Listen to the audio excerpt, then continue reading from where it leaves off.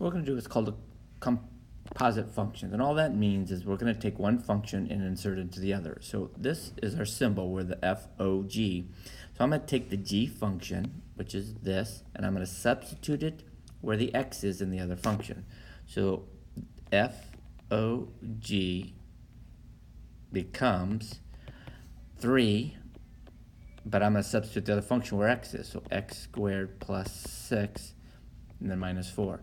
And when I simplify this function, that means multiply through, I'll get 3x squared plus 18 minus 4. And if I continue, I get 3x squared plus 14.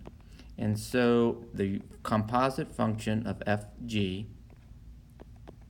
is this.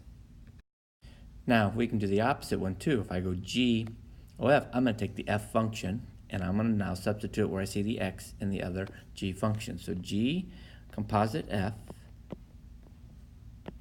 means I'm going to take wherever I see X and put 3x minus 4. So 3x minus 4, and that gets squared because I'm just replacing the X, plus 6. This is just FOIL, so let's just FOIL that out. 3x minus 4 times 3x minus 4 plus 6. And so 3x times 3x is 9x squared. 3x times minus 4 is a minus 12x, and plus 16 plus 6. So if I simplify this, that means combine like terms, I end up with 9x squared minus 24x, and these two added would be plus 22. And so that is what the GOF function, or composite, equals. So composite is just simply taking one function and substituting another. Verifying an inverse is just like doing composites. If we put one function into the other function and we get x, then we have an inverse. So if I take this and substitute it where I see the x, so it's going to be 5x, where the x is, 5, I get x. Then if I do the same thing the opposite direction, if I take this whole thing and substitute it right there, 5, and then I'm going to substitute x over 5, and when I cancel out the 5's, I get x. When these two are x, you have what's called an inverse. If they're anything but an x, it's not.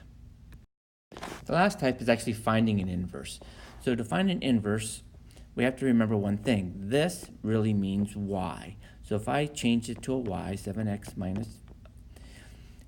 Now to do an inverse, we do what's called, we switch the letters and then solve for y again. So if I switch the letters, I get x equals 7y minus 5. And now what I want to do is solve for y. That means get y by itself. So to do that, I'm going to add 5. So when I add 5, I get x plus 5 equals 7y. And then I divide by 7. So I divide this whole thing by 7. And so we get a function x plus 5 over 7. And so this is often called, and we'll replace this with what's called f